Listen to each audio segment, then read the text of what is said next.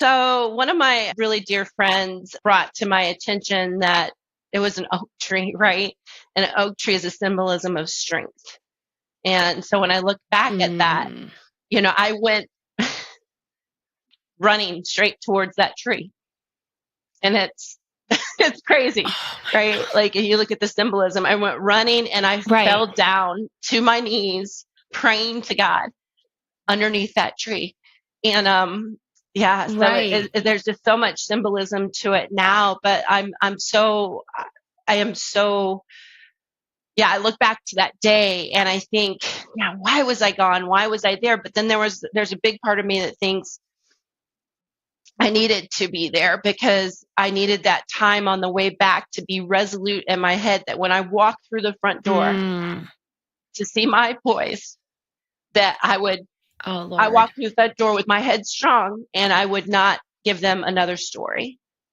And that's exactly how I walked through the front door. I held them and I said, we are going to be okay. Oh my God. Yeah. I need my glasses for this. Oh my gosh. Welcome to Curveball. I am so excited for everybody to meet my guest today because I got to tell you something. If you listen to this podcast, that life has a way of throwing curveballs, but some hit so goddamn hard, right? My guest today, Anissa Faus, knows that all too well. She was on a girls' trip in Texas when she got the call, the kind of call that literally shatters everything in an absolute instant. Her husband passed away suddenly. He was how old, Anissa? Just 40? He was 42. 44. 44. Yeah. Oh my God, a baby. Leaving her to navigate the unimaginable reality with two sweet teenage boys at home, right? So thankfully, Anissa is a highly respected leadership consultant and professional speaker. So she has some really good tools in her toolkit. But she took the resilience she built through grief and turned it into a powerful mission, helping others lead with strength, purpose, and authenticity. From this experience, she created the Loved Ones Collective, a unique approach that blends her leadership expertise with the empathetic understanding of loss and change. Through this initiative, she's reshaping how organizations and also human beings embrace vulnerability, foster genuine connections, and create supportive environments where everyone can thrive. Oh, and she's also a black belt in martial arts because resilience is not just a mindset for her. It is a way of life. So Anissa, welcome to Curveball, my sweetheart. How are you doing today? I'm fabulous. Thank you so much. What a powerful intro and a loving intro. I love it. Oh my gosh. Well, you deserve it. Wait, I just lost my question. So take me back to that day because I just can't even believe, just being not at home when just how crazy that would have been just if you were at home and then you were a whole plane ride away. So tell me about what that's like, because you were at some cheese tasting thing, right? Like you were out with your girlfriend. You were at Magnolia Farms, it was pretty right? Crazy, Greg, my late husband, his name is Greg. And so he had been hunting the week prior. And it was kind of funny because I told him, I'm like, this is crazy that I scheduled to go on a mom's trip. And it was a hockey trip. Like we were going out ahead of the boys, going to watch the boys all weekend, but we wanted to go to Magnolia Farms and all this. So who doesn't want to go to Magnolia Farms? That's what I say.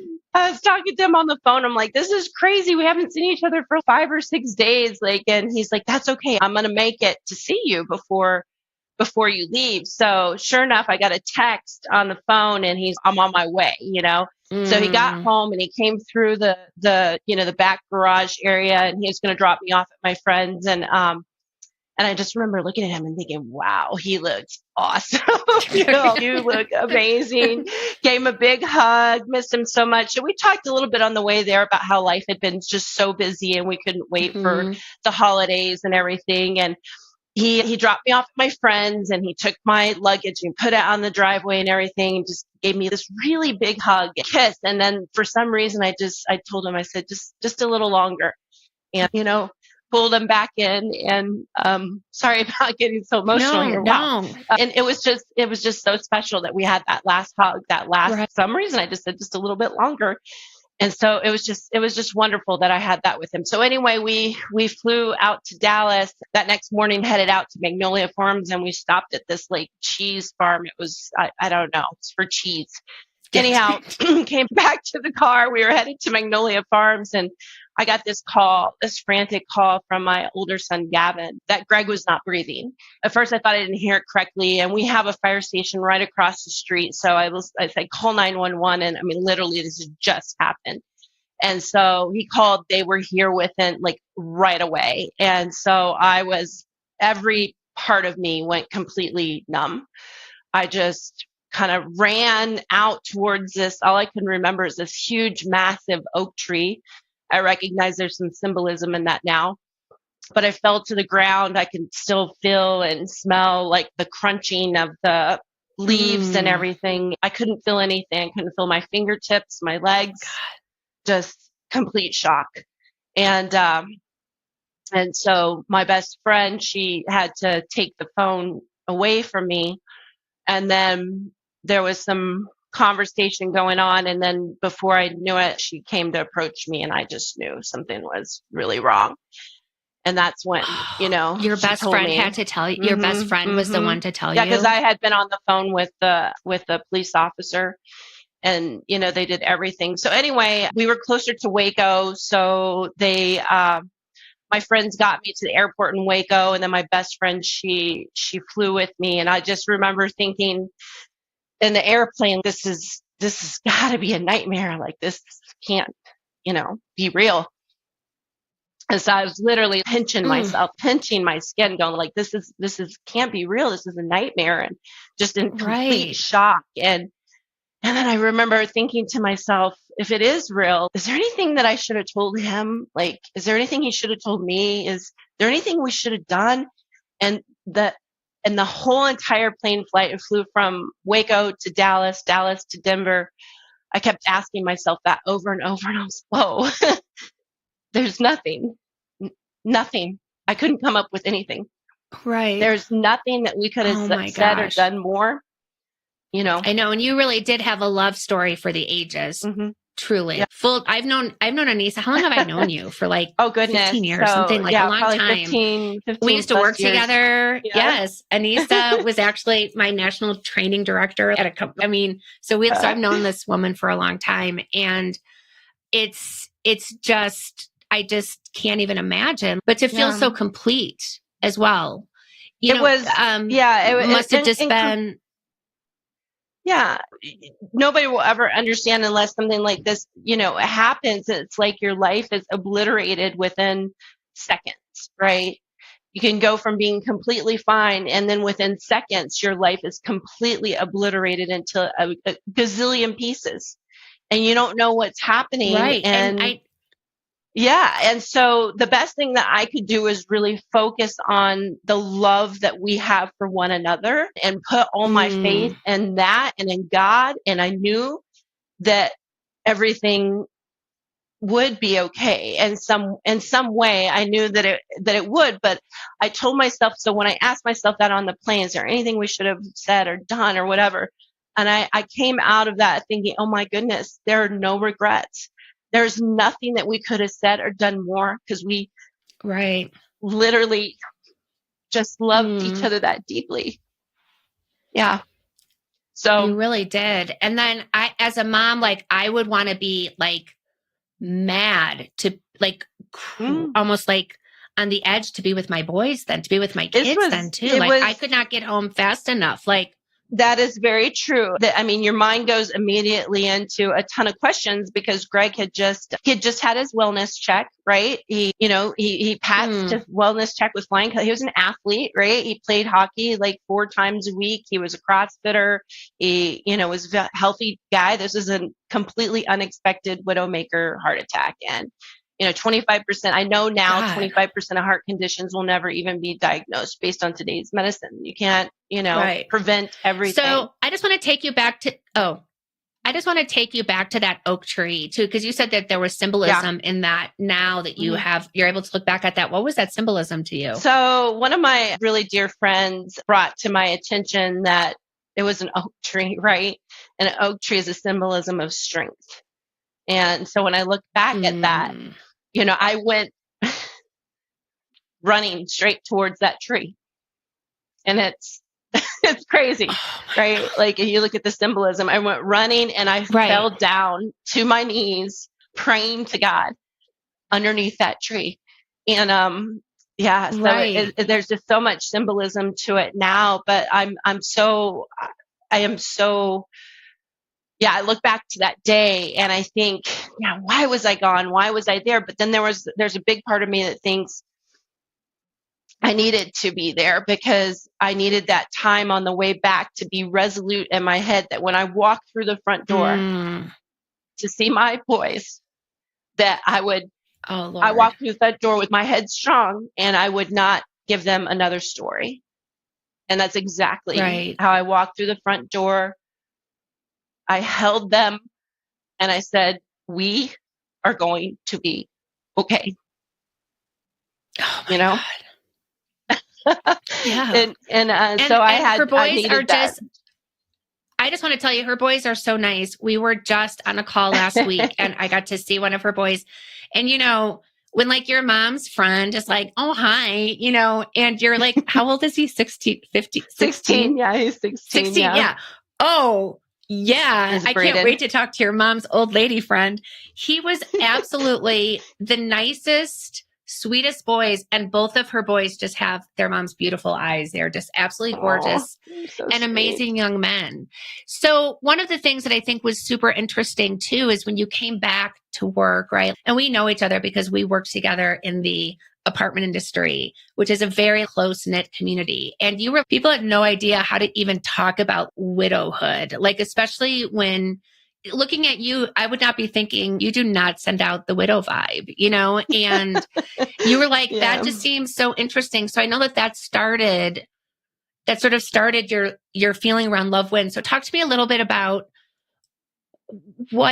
how those challenges led to this idea of Love Wins, and then how you were able to take this concept of Love Wins and speak to it and help like leaders. It's just so interesting. We get these curveballs and then literally movements and businesses that did not exist now exist because of that horrible curveball, which is, God, what a beautiful way to take that legacy too. And it's a choice. To me, I think it's always a choice. It's a choice in how we react to what life hands up to us. And, initially I was in, a huge state of shock for a while, and I wanted to retreat. I wanted to hide. I didn't want to deal with the world.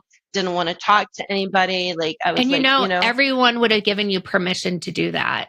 Yeah. Like sometimes, do you ever have your friends, sometimes they're too supportive? I had a friend who got divorced and she's like, all my friends were literally like, just take a bottle of vodka to bed with you. And just like, and I'm like, why are people supporting that? Like, cause she's like, no, you guys, I want to be intentional. And they're just like, why? I would be in my bed with a bottle of vodka, but you make that you made that intentional decision. And I love the way that you said that gift of being like, not being there gave you time to sort of get your game plan together too. To be resolute. I mean, it was only a couple of hours on the plane, but I thought to myself, goodness, I know how I feel right now. I can't even imagine my son, finding his dad, trying to save him, having to get the neighbor to take him to go pick up my younger son at school, and then telling him, trauma, right? Yes. The last thing I'm going to do is give these boys another story. We are going to thrive. We are going to make it through this. Right. And I just kept telling myself, like,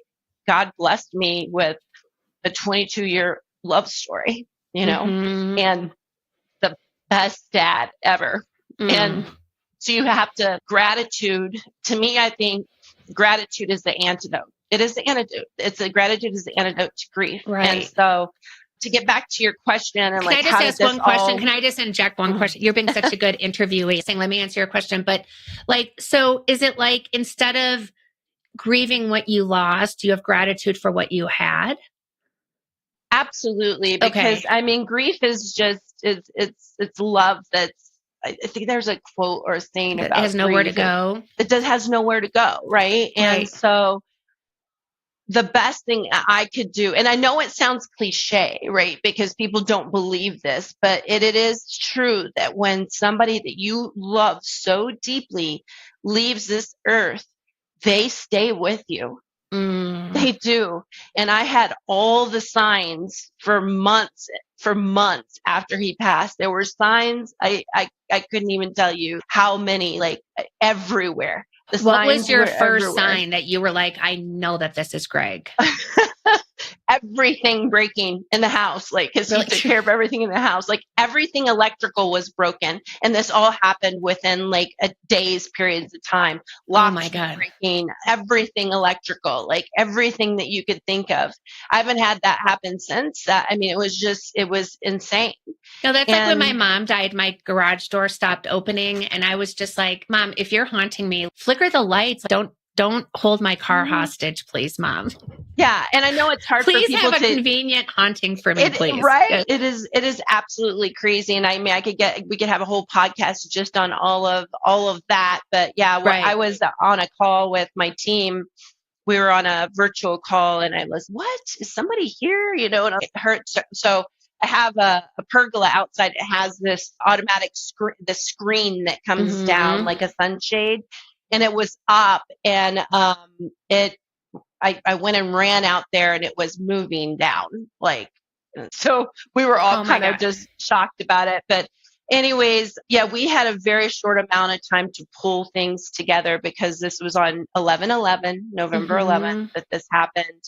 And with Thanksgiving and everything coming up. So long story short, we found, beautiful place where Greg is at, 7 Stones. It's a botanical cemetery. It's got the most gorgeous views of the mountains, and it's peaceful and gorgeous, and it's beautiful, and has the most beautiful sunsets, because that was kind of our thing as well. And then on the tombstone's actually not a typical one. It's a rock that Braden actually, picked out. You pick out your boulder. That's her younger son. Yes. Yeah.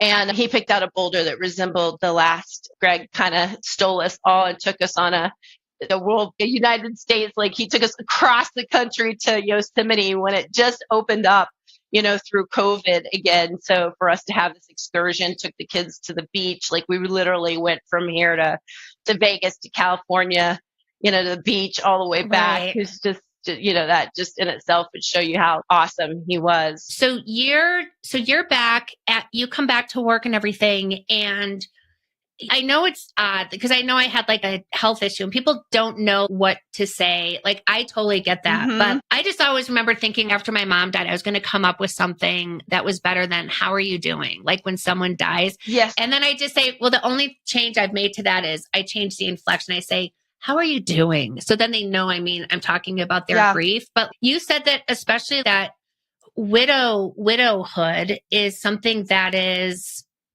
people just really, really, really, really do not know how to talk about it. Especially when it's someone younger, and there's a stigma and everything. And and we all know, right, that grief is not linear. It's like all over the place. Yes. And so I'll kind of take everybody back to kind of what inspired this. And so I spoke at Greg's funeral. I had made it up in my mind that there's the last thing that we were going to do together as a couple.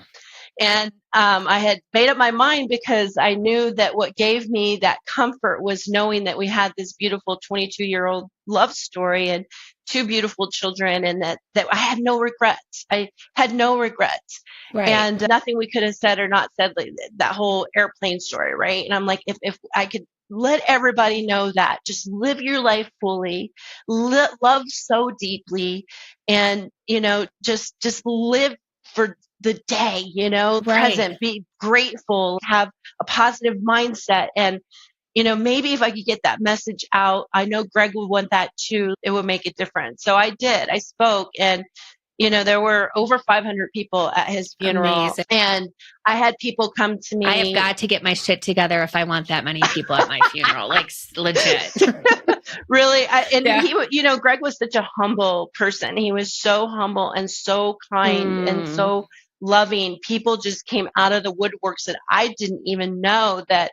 Literally, we're just destroyed. At the pet store, like, they sent a full basket, and like, oh, he was always so nice when he came in to get dog food and made conversation with us. He was just so. Anyways, It's amazing like how one person can touch so many people. So many people. I only met him one time, but you can just tell he was a good man, a good guy, fun guy, just like really there, you know, so and loyal, I think your boys, even when they were little peanuts, like your boys were really good boys. And I really think that boys, I don't know, I really give up. Obviously moms, we understand what we do, but like when boys are really good, I just think dads really deserve a lot of that too, because there's a lot. What does a man show up like in this world? Yeah. And it's lovely to see how he continues to live in them. Like I've seen it the last couple of years. So anyways, the whole love wins concept came from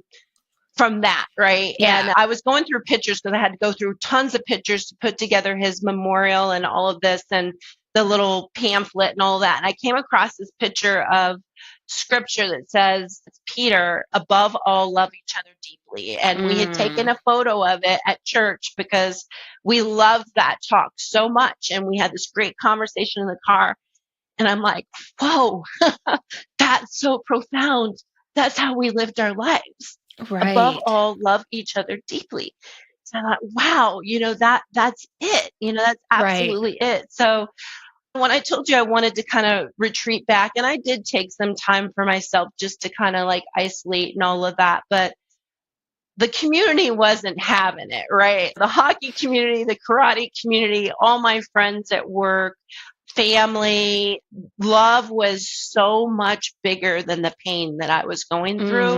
And as soon as I started to let the walls down a little bit, it took over and it just embraced me fully. And there was no fighting chance. I could not, it was going to win. Love was going to win no matter what. I love that. It just reminds me, there's a U2 song called Love is Bigger Than Anything in Its Way. And that's a really perfect example of that. But it takes, it takes a lot of awareness too. So yes, while you were hunkering down or maybe isolate, or what you would maybe define as isolating, I really think, I'm just curious if it was maybe more introspective, because I just don't know if you can make that shift without a huge amount of self-awareness and then understanding, wanting to model good behavior, but also be real with your kids too, But one of the things that I've learned with like just meeting, I think this is my 30th something interview for Curveball, is that people make this very intentional decision where they're like, okay, there's a point where they're like, I am very intentional about this. And what's very cool is that you can see it in just the relationship you've had. Because you said you're even closer than you ever would have thought possible with your boys too, which is really amazing. Absolutely. I mean, we were always super close before. It's a family. We were super close. And but now, and I think it's a choice. It's a concerted choice. Just like you said, you have that pivotal time. And for me, it was, I didn't recognize myself. The stages of grief include that, bargaining and anger, right? And I'm not an angry person. I'm a positive person. And I had a hard time reconciling that. I didn't recognize myself. Well, it's like, I think it's a nice try to give someone a framework for maybe what they're feeling, but to think that all humans experience grief in the same way, I just think it's impossible, because we're human beings. I remember talking with our friend Lynette, who I know you know, and she was, because people would say to me, especially when I thought I might have ALS last year, like, oh my God, you must have been so scared, or that must have been so scary. Or were you ever mad at God? And I can tell you two things. I was really never scared. I was hugely disappointed at the prospect of it, but I was never scared and I was never mad. And I remember Lynette was like, I just think she was just like, and she was such an amazing person on my support team too at that time, she was like, that is just so curious. And I said, well, because there's no way you're in a situation like, right, where your husband dies unexpectedly, right? I might have a terminal diagnosis, like that you're going to think about your own mortality or like, and look back at your life, just how you had that moment of introspection on the plane, going back and thinking, should I have done, shoulda, woulda. And you're just like, no, I feel so clean in that area. That's how I feel. I was like, you know what? I really do not have any regrets. I have lived a good life. I have traveled to see concerts. You know, I really was looking back and I'm like, I really did every single thing I wanted to do. Like, and so I think that that was helpful in not being scared. And I also too, like, had a very good relationship with God too during that time, that I was just like, wow, I remember God. you telling me that, and I'm like, that warms my heart so much, because it is an absolute gift to think that, right? Like, to know that. And so, and that's the whole premise of, you know, loving deeply and letting love win, is that if we lead with that heart every single day, we don't fall into the mundane. We don't fall into mediocrity. We don't fall into routine, because everything we're doing is from our heart. It's with intent. And so I look at Greg and I'm like, wow, he had no idea that was going to happen to him, but yet look at the impact that he made on this world. Like you said, you know, it was standing room only when they did the memorial at the ice rink for him. Standing room only. Incredible. I was so moved. Like, the feeling of love, and like, whoa, you know, he had no idea he was going anywhere, but look at what he had accomplished. Right. Yes. And it is absolutely amazing. So I'm convinced that love wins no matter what. And a love for ourselves, right? Love for others and love from others. It is game changer. It's the difference maker. And you're right. Love, you know, grief is not linear. It's all over the place. People don't know how to talk about it. So I transitioned from this, you know, questioning. I mean, I'm analytical, so I had to figure out, well, how did this happen? Do all my digging and investigation and all of that. And then, of course, I was angry, but I kind of had more conversations with God, more than to try to understand more than anything. But then I got to the point of where it was like, okay, I'm going to learn and immerse myself into what I'm feeling. Like, and I read every book you could think of, every podcast you can think of. And one thing a commonality thing that I recognized that I needed is I needed to see success stories, right? I needed to see women that were like me, that now they were okay. You know, that everything was okay, that there was a comeback story kind of deal, right? And so that is kind of what got me through. I joined a widowhood group, and I recognized that I needed to use my voice. Right. And so then people would say, well, how are you doing? And it's interesting because you could see some people look at you, wow, like I feel sorry for you, kind of like sympathy thing. And I didn't want that. So I'm like, I'm going to let my voice be louder than that. And so people would ask, you know, how are you doing? You can't, there's nothing better. People say, I can't even imagine. And I would, in a very nice way, say, well, I want you to. I want you to imagine, because if you were to imagine, then you're going to live your life fully, and you're going to live just with just so much love in your heart. Oh my gosh. You know? Yes. Oh my gosh. People would be like, what the heck? Because, you know, death is not something that you really talk about. It's not a comfortable area in which to talk about. But I got people talking, and I will continue to talk about it, because I believe if they can have the same feeling that you had, the same impact that Greg had, the same feeling that I have right now, before you leave this world, because you don't know when that time's going to come. Right. It's like you go away on a trip, or my friend's husband died hiking in Yosemite. And I'm just thinking of that, you know, think about what a road warrior I was, traveling 50% of the time, and how many planes I just get on just thinking, oh, blah, blah, blah. The biggest thing that's going to happen is I'm going to be delayed, whatever. And I just expect people just to come back and return home, like, no problem. And then you're just like, how you're on this trip and you just think things are going to be a certain way. And then it's like, so I totally get that. And I love that you invite people in to talk about, holy crap. I hope that we use that as the excerpt to really draw people into this interview. So I do, because it can't be so taboo. True. It can't be taboo. And you said, especially with the whole widow thing, because everybody has this stigma. If you ask most people, what does a widow look like? You know, black veil, and they're older and all this. Well, this is it. And, you know, and there's a lot of women that are a lot younger than me that have experienced this as well. 1 in 14 kids, 1 in 14 actually it's 1 in 13 now post-COVID. 1 in 13 will lose a parent under 18 years of age. And that is a shocking statistic, but it unfortunately is true. Right. And so what do we do about that? Do we turn our head the other way? Absolutely not. No, we confront it straight on. I mean, obviously, we love one another fully and support one another, right. Know what grief looks and feels like and knows how to support. And the workplace, I think, is super important to be able to talk about it, to have some support systems in place for people that have lost. Even it impacts team members. Impacts oh my God, everybody. totally. Yeah. Like everyone, if someone's there, I just remember when my dad died, I took off a week and they were like, we're not going to penalize you the 2 days. You get 3 days. And then they buy you flowers. I don't know. They send like a quiche to your house and then they're just like, okay, we're good. And then they're just surprised. I don't know. It's just so interesting. So I do want to talk about how you've transitioned this idea of love wins, because I can imagine into the corporate environment, because now you are a leader. You're not only a professional speaker speaking to this, keynote speaking, but you're also doing leadership consulting as well, which I think is super interesting, because I can imagine an HR person saying, we can't say love, but what does love wins? What does it mean? Like, they're just like, no. Yeah. But like, what does love wins mean in the context of corporate and leadership and things like that too?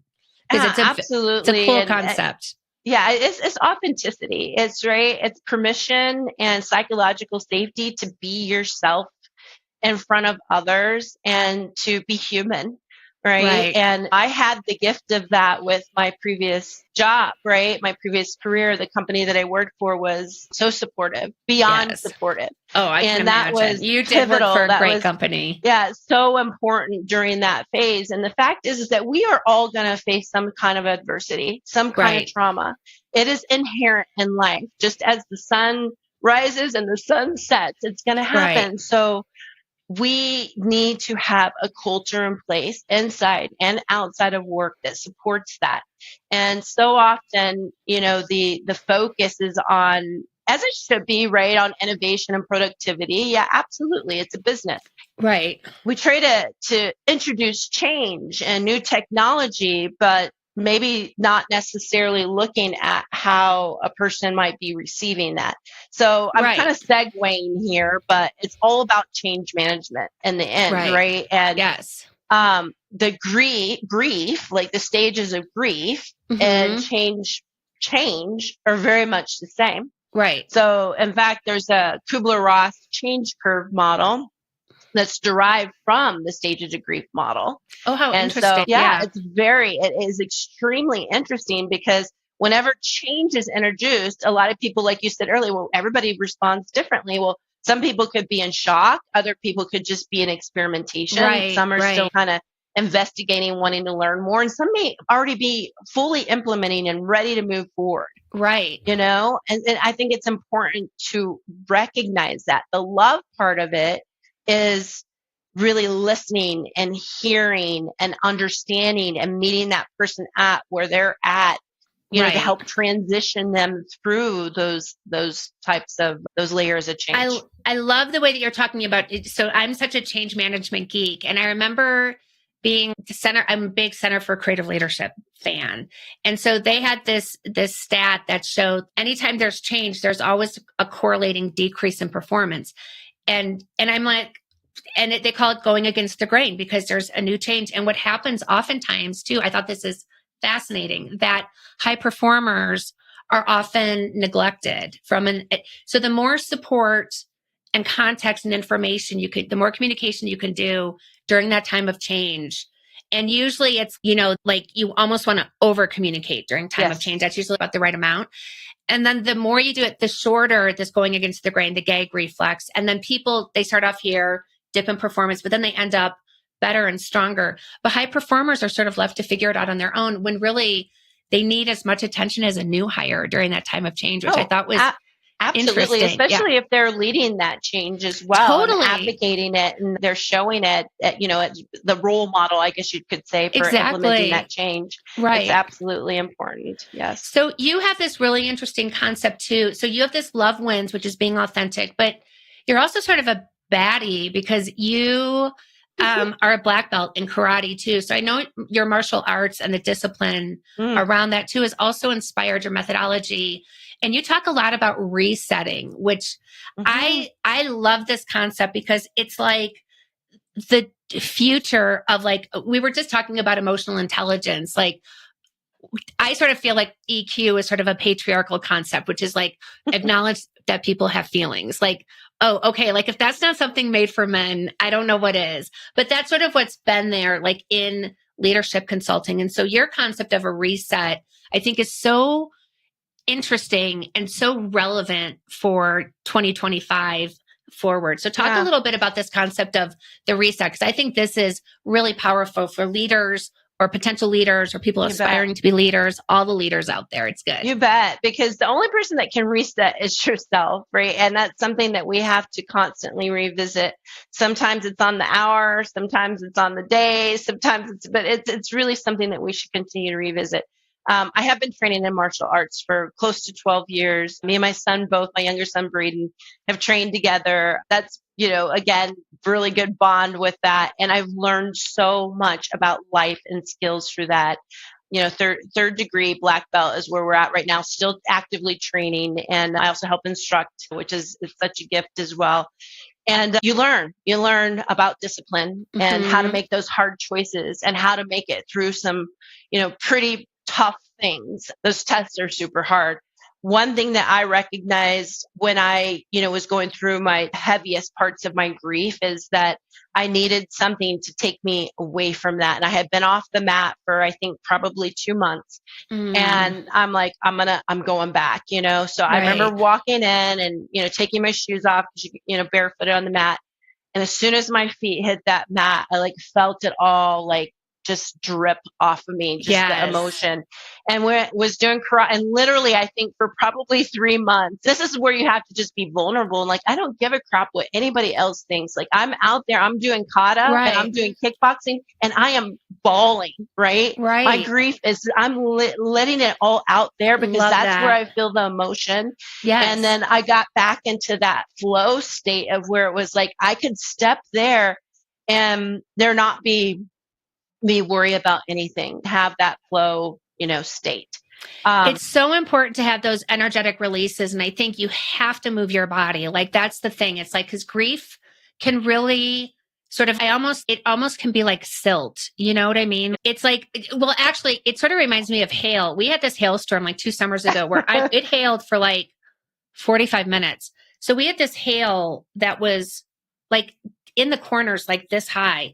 And it was so beautiful because it was these tiny little round pearls, but it was so compacted in there that there was no way of even breaking it apart with a shovel. It was so, but it was gorgeous. That's such a great analogy, really, because it sort of settles in and then it gets stuck. And the only way to release it is by movement. So I get that because I've had experiences. I practice hot yoga, where you're not only getting it out energetically, but you're also sweating everything out too, but I've had some moments where I just have been bawling on my mat after certain positions. There's a heart opener called Camel, that's a real big back bend. And I just I have a friend from Detroit who's always let those rivers run. When you cry like that.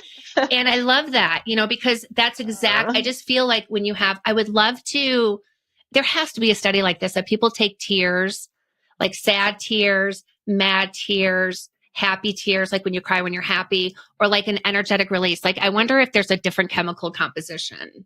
That would be so interesting. I'm going to Google that. I'm going to find out because there has to be something like that. There has to be. So that's so very therapeutic. But you said that release and opening up is also important in terms of vulnerability as well. Right. And so I really recognize through the transition as a leader that vulnerability became my superpower. I was not as vulnerable prior to all of this happening, and could, potentially come across across as being intimidating at times. I was not as vulnerable and as authentic. Right. I think through this challenge, Same. it taught like me. I can relate to that totally.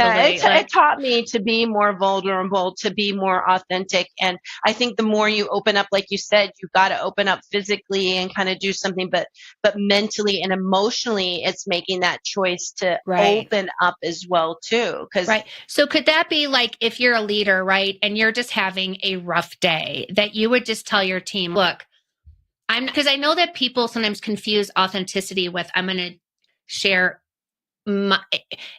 everything. Like drama time. Yeah. And I'm just like, people don't want to work with you. They're not working with you to read your diary. Like, so they're working with you because obviously they want results and impact and things like that too. So, but it's this fine balance of strike. But it could be like, if you were just having like you were just really sad and you knew that you were going to be having a rough day, you would just tell your team, like, look, I'm having a rough day. So I'm probably going to be really sort of retreating and quiet today. And I just want to let you know, so you don't take it personally. Would that be an example of that? Absolutely. I think it's important to feel safe and your team members to feel safe and articulating that. And then also knowing that they have the support. And when everybody understands that, we all help out one another, because just like we mentioned about adversity being inherent, it's, and I'm huge into regenerative leadership and respecting nature and the ebbs and the flows and the sun rising and setting and the seasons, right?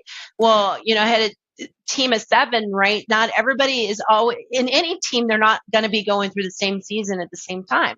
There may be somebody in a season of, huge productivity where another has faced some kind of adversity or trauma and they're resetting, right? Yes. So I think it's recognizing that. I think within that team setting, recognizing that if somebody is in this level of resetting and reflecting and shedding, we do in the fall, that is healthy. That is needed. There's nothing wrong with that. And so when we look at those seasons as being inherent, we don't get this scarcity mindset that says, oh, whoa, look at this person is in productivity and they're getting this. And why am I not getting this? No, and it's an abundance mindset. Totally. I just wish, it is so interesting how when you do have a big life-changing curveball, how you do realize, I remember my mom had a stroke and she had one of those, like where her left side of her brain was not working. So then you're just on the ethereal right side of your brain. And I remember I happened to be reading this book called Stroke of Insight that was written about this doctor, this leading stroke researcher who actually had a stroke and wrote about it. It was amazing. So my mom was having this experience where she's like, oh my, because it's like the logic side of your brain is just not functioning. So it's just the ethereal side. And I remember her just saying like, oh my gosh, I have it all figured out. We think these things matter and nothing matters. She could barely talk, but I remember she's like, religion. No, it's like God, your connection to God is more direct. Like she had this huge epiphany moment.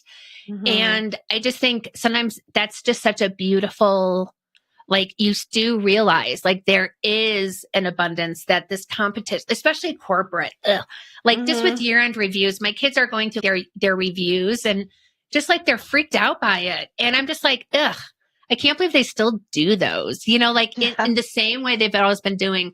So I just love this new mentality of meeting people where they are. And that's like the humanity. Like I think one of the things we're learning a lot about the workplace is that it's human beings and we're flawed. Like, yes, nobody is perfect. And we come in with our whole trauma, with our whole family system. And then we have to merge all of these different family systems and somehow never get mad at anybody. Or, you know what I mean? Like, it's such an interesting, I feel like people are like walking on eggshells. Okay. So I know you have to get ready. Oh, sorry. I was going to say, I know you're traveling. So I just want to leave like one question, that if someone is in the midst of a reset, or they're like, well, I've had a curveball, or I'm grieving, or I'm struggling, or I'm a leader and I want something, I want to experience a different kind of presence and experience this year. What advice do you have for taking like one small step forward? One day at a time. Right. So that resilience comes way deep from within. It comes deep for our love for ourselves, right? And so the only way that we can bounce back is if you believe it yourself. Right. Okay. And so my one thing is that you got to believe it yourself, right? Just today, in this moment, right? In this moment. And because what happens is when you take it by the moment, and you have little successes one by one in the moment, it builds into something really meaningful, and it continues to build that self-esteem, that confidence, the endorphins, that, all of that is so good. So let's not look way out. It's okay. I'm a visionary, right? I'm a change agent visionary. I'm constantly looking into the future. It was a struggle for me just to be okay, just by day. It was so hard for me, but it helped me so much because I was able to see, the other thing I would say too is lose control, surrender. Surrender to thinking that you can control everything, perfection, whatever that is, surrender. Yes. And day by day, put your heart into it, love yourself, take love from other people, give your love out as well, and all good things will come. Right. And I think surrender is I had a motivational speaking client, and she was talking about this concept of surrender, and I was so opposed to it. No, surrender implies you're compromising, right? And if you look at the exact definition of the word surrender, that's definitely a definition part of it. Mm-hmm. But she was just like, no, you are so not getting it. And I will always, I will call it releasing. I'm not going to call it surrender. She's, oh my God. Like we weren't getting into a fight, but we were sort of fighting. I like that word too, releasing. That's great. But that's like me trying to be in control, right? Like I get to decide like what that valve is, like how much I'm letting out, right? Where surrender is complete. And so I remember I got into my car to drive away from a meeting with her, and I shit you not, No Surrender by Bruce Springsteen. No release, baby. No release, baby. No surrender. I'm just like, oh my God. So then I went to the Tattered Cover bookstore. They had this whole thing called the Surrender Solution, this whole display. I'm like, oh my God. And so then I bump into the table and I knock over the whole thing. The world really wanted me to understand what surrender is. Mm-hmm. And I remember the first time I really did it, which was not wanting to make something happen, but allowing myself to receive really was what it was. And I think that there has to be some energetic balance. You can't be the only one giving and not allowing yourself to receive too. Mm-hmm. And so I love that you said that too, but that's, I think, a big part of surrender too. But I just always am like, if I get into my car today and Surrender by Cheap Trick is playing, I'm going to be like, oh my God, still learning that lesson. Those signs. Yeah. It is. It's a profound concept for sure. I'll share this last thing. It was, Greg, it's been 3 years now, but it was the anniversary of the year of his death. And I had become really good friends with a friend of mine that basically lost his leg, got his leg amputated. It was a cyclist, the whole works, like athlete. Oh my God. Yeah, it's crazy. And so anyways, we had become really good friends. Like he had lost something, I had lost something, and we were both heartbroken and became good friends. And I'll never forget, because I was like just dreading that 1 year anniversary day.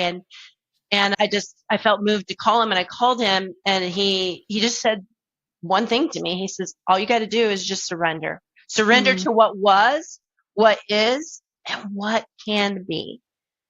And I just, like, the tears just came flowing, right? And then I was like, whoa. And my mom had always told me, like, it's going to be okay. At some point you're going to let your guards down and it's going to be okay. Right. And she said, I see them coming down just a little bit, and it'll be more, and the world will open back up again. And that is exactly what has happened for me, is that I've let the guards down. I've surrendered. I want to love. Right. I want to accept love. And Greg lives in all of us, and who he is as a person and legacy. And now I want to pass that forward. Life is pretty awesome right now. Yes. And the boys and I are thriving, and I'm learning every single day. And there's a huge parallel in between this and how we can be better leaders at work, outside of work. And I am just like really hyped up about sharing that with the world. I love that. It can make a difference so that everybody can have that story of no regrets. Like I Right. love deeply. I live fully. Like let's all be in that space. Yes. Oh my God. I want to go love on someone right now. Okay. So Anissa, thank you so much for sharing all of this. I am like laughing and crying and also like tremendously inspired. And I just want to go give and receive love to people. So good job. If people want to connect with you, because I know you have some really cool things in the works. If people want to connect with you on what are your social handles? Where can they find you? So on LinkedIn, Anissa Faus, you can reach out directly to me there. Yes. FAUS, Anissa Faus. And then there's a link on there that you click on to make an appointment. Also search for Loved Ones Collective.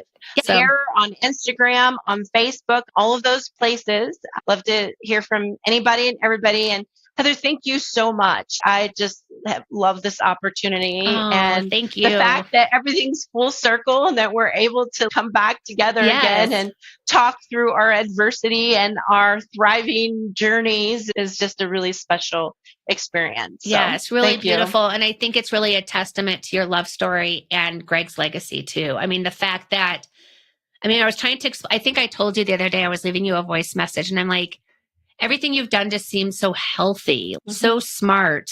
And I know that came from a lot of introspection and intention. And so way to go, Mama. Thank you. Yeah, it's a lot harder than it looks from the surface, right. as when you, like you said, face adversity and kind of life continues to go on, right? And there's different things that, opportunities that open up but it is, I am without a doubt know that love wins in all circumstances. And there will be more challenges. There always will be, but we can be more poised to better handle them with that kind of mentality. Yeah, beautiful. Thank you so much, dear. All right. You're welcome. Have a good one.